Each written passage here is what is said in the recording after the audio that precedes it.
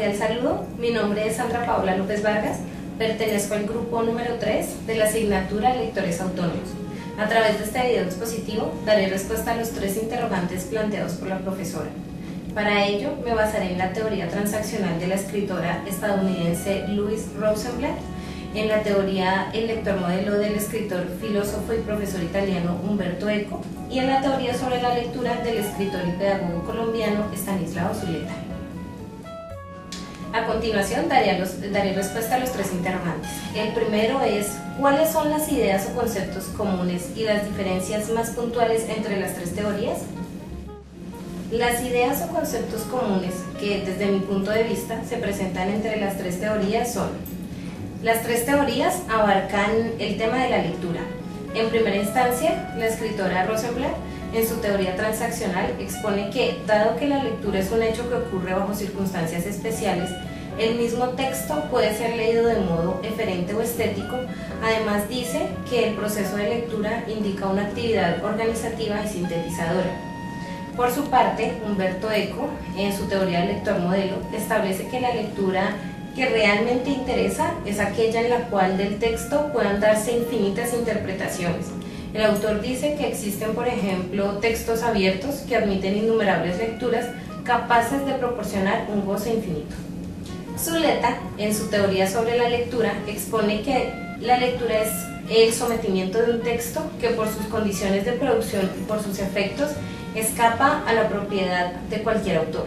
Es una elaboración, parte de un proceso, que en ningún caso puede ser pensado como consumo.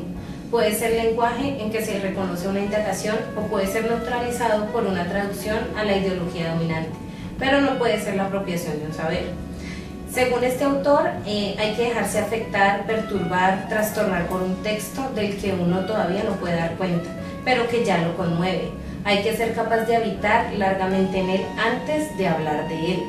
Siempre se lee porque uno tiene una cuestión que resolver y aspira a que ese texto diga algo sobre la cuestión.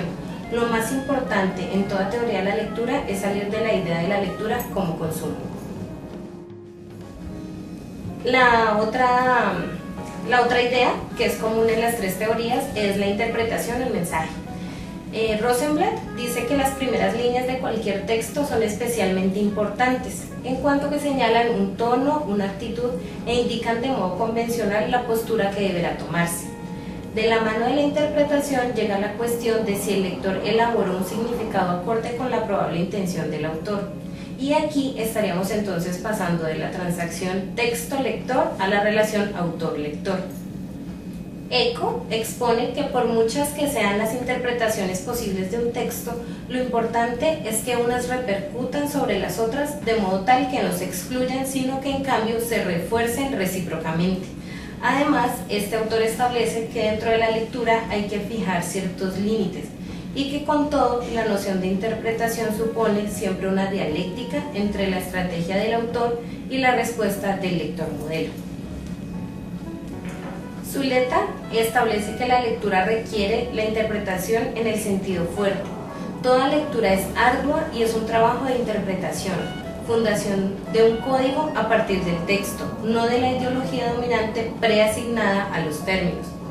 Toda lectura objetiva, neutral o inocente es en realidad una interpretación, la dislocación de las relaciones internas de un texto para someterlo a la interpretación de la ideología dominante. La lectura no es recepción, es necesariamente interpretación.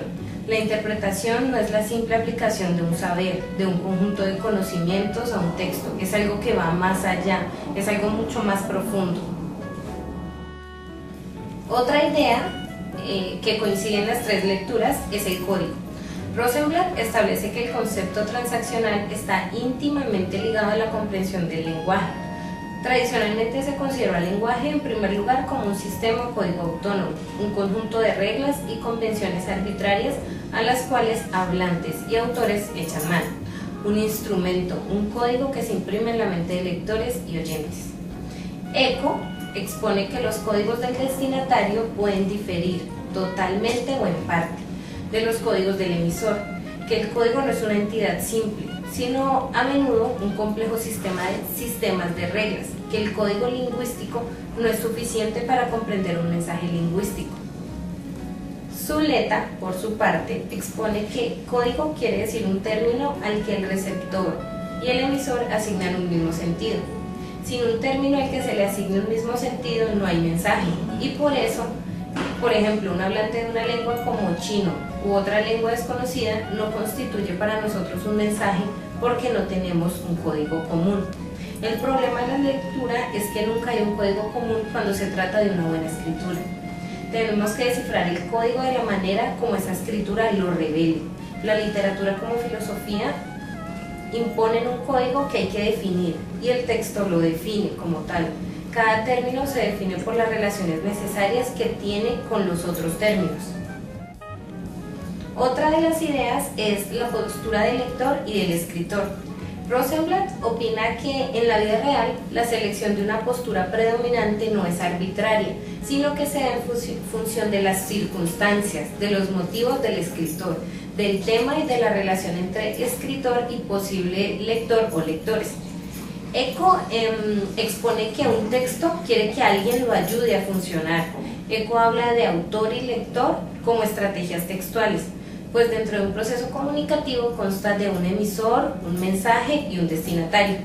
A menudo el emisor o el destinatario se manifiestan gramaticalmente en el mensaje. En los casos de textos concebidos para una audiencia bastante amplia, como novelas, discursos políticos, informes científicos, entre otros, el emisor y el destinatario están presentes en el texto, no como polos del acto de enunciación, sino como protagonistas del enunciado. Zuleta expone que no hay obras fáciles, no hay autores fáciles, lo que hay son lectores fáciles. Hay autores que son más francos, como por ejemplo Kafka, que de una vez le muestra a uno que si no interpreta, lo mejor es devolverse. Zuleta nos dice que no hay textos fáciles, que no busquemos facilidad por ninguna parte, que no busquemos la escalera, no hay autores fáciles. Lo que hay son lectores fáciles que leen con esa facilidad porque no saben que no están entendiendo. Por otra parte, dentro de las diferencias más puntuales entre las tres teorías, encuentro, por ejemplo, el enfoque personal. Aunque las tres teorías abordan la lectura, cada una lo hace desde una diferente perspectiva. Rosenblatt enfoca su teoría más hacia la relación directa que tienen la lectura y la escritura. Ella analiza aspectos como el lenguaje, el lector, la postura, la redacción, el contexto. Por su parte, Umberto Eco enfoca más su teoría hacia el lector como tal y su relación directa con el texto. De igual manera, este autor establece las características que representan a los dos tipos de textos, que pueden ser abiertos o cerrados, y al lector modelo y el empírico. Además, establece la relación del autor y el lector como estrategias textuales. Estanislao Zuleta enfoca su teoría hacia la lectura y su interpretación. Asimismo, retoma posturas de filósofos como Nietzsche con respecto a la lectura y analiza obras como las de Dostoyevsky, Kafka y hasta el Quijote de Cervantes, tratando de hacer una reflexión para definir cómo los lectores interpretan sus obras. Otra idea en la que difieren las tres lecturas son los tipos de público al que van dirigidas. Rosenblatt, en su teoría transaccional, deja ver que el texto va dirigido a mediadores, a padres y maestros, para integrar este contexto a la relación que se busca propiciar entre el libro y el lector. Por el contrario, las teorías del lector modelo y sobre la lectura de Eco y Zuleta, respectivamente, son más abiertas, descriptivas y críticas, lo que permite que sean analizadas por diferentes tipos de lectores que quieran acercarse al verdadero problema de la lectura. El segundo interrogante es: ¿qué es el texto? ¿Cuál es el papel del escritor y del lector de acuerdo a cada una de las tres teorías vistas? Bueno, de acuerdo a las tres teorías vistas, Rosenblatt establece que el término texto en este análisis denota un conjunto de signos capaces de ser interpretados como símbolos verbales, lejos de poseer ya un significado que puede ser impuesto a todos los lectores. El texto es simplemente marca sobre papel, un objeto en el ambiente, hasta que algún lector efectúa una transacción con este. El término lector implica una transacción con un texto. El término texto implica una transacción con el lector. El significado es aquello que sucede durante la transacción. De ahí la falacia de creerlos entidades separadas y distintas en lugar de factores de una situación global. El papel del escritor es expresar un algo, pero su meta es comunicarse con un lector.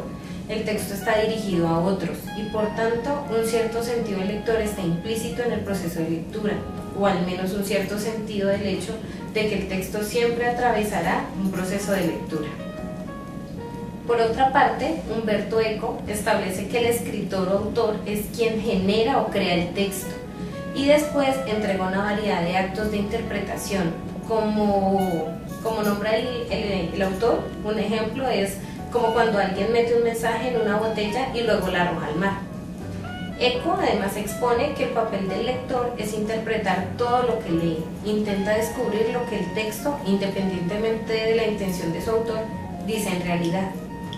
Stanislao Zuleta considera que el papel del escritor no es simplemente transcribir, pues escribir en el sentido fuerte es tener siempre un problema, una incógnita abierta, que guía el pensamiento, guía la lectura. Desde una escritura se puede leer, como lo expone el mismo autor, a no ser que uno tenga la tristeza de leer para presentar un examen. Entonces le ha pasado lo peor que le puede pasar a uno en el mundo: ser estudiante y leer para presentar un examen, y como no lo incorpora a su ser, lo olvida fácilmente. De igual manera, Zuleta establece que el papel del escritor es desafiar al lector, y el papel del lector es tener la capacidad para interpretar un texto. Por ello, el lector debe buscar textos y autores complejos que impliquen esfuerzo y un trabajo interpretativo.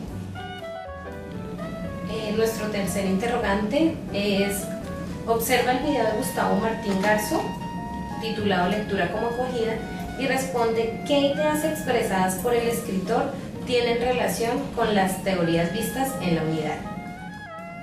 Después de observar el video del escritor español Gustavo Martín Garzo, quien ha colaborado con sus artículos en los medios más importantes del país y ha participado en múltiples congresos de literatura, puedo establecer que varias de las ideas expuestas por el escritor tienen relación con las teorías de Rosenblatt, Eco y Zuleta.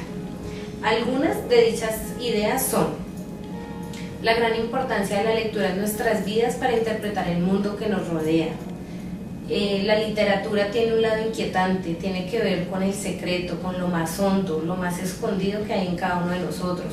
No leemos para que nos digan lo que ya sabemos, por eso esperamos de los libros que nos lleven a lugares desconocidos. El niño también espera que cuando se le lea un cuento, por ejemplo, le diga algo de lo que le pasa, de lo que siente, que le explique sus temores, sus miedos. Leer es tratar de adentrarse en el mundo desconocido que hay en cada uno de nosotros. Leer es habitar el mundo. Un libro, un relato, es por lo tanto un espacio de acogida, un lugar donde vivir. Es como una guarida, un refugio, por así decirlo. Se busca la imaginación y la fantasía en el mundo de los cuentos y la literatura. Los libros pueden transmitir serenidad y luz en momentos de oscuridad.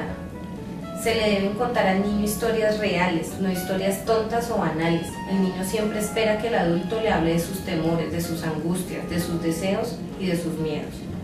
Queremos proteger a los niños en la lectura, pero la vida es oscura y dolorosa. Por eso todo esto debe aparecer en los libros y en los cuentos, tratando de dar una salida al niño.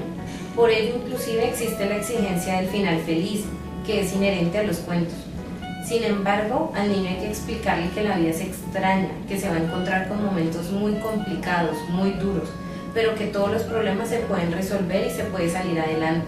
Esto es lo que le pasa a los personajes de los cuentos, como decía Martín Garzo, que se meten en unos líos fenomenales. Los personajes de los libros infantiles viven en el riesgo, siempre están corriendo riesgos increíbles. Por ejemplo, lo que le pasaba a Caperucita Roja o a Hansel y Gretel. Los cuentos le pueden ayudar a los niños a enfrentarse a diferentes situaciones que le ocurren en la vida. Se les deben dar recursos para afrontar la vida. Por ello, no debemos dejar de contarles cuentos a los niños. Hoy en día se está perdiendo esta tradición y tristemente un mundo sin cuentos no puede ser un mundo bueno, ya que, como lo expone Gustavo Martín, los cuentos guardan la sabiduría y la memoria del mundo. Bueno, estas fueron las respuestas a los 3 interrogantes planteados por la profesora. Espero que hayan sido de su agrado, espero haber sido clara y muchísimas gracias por su atención.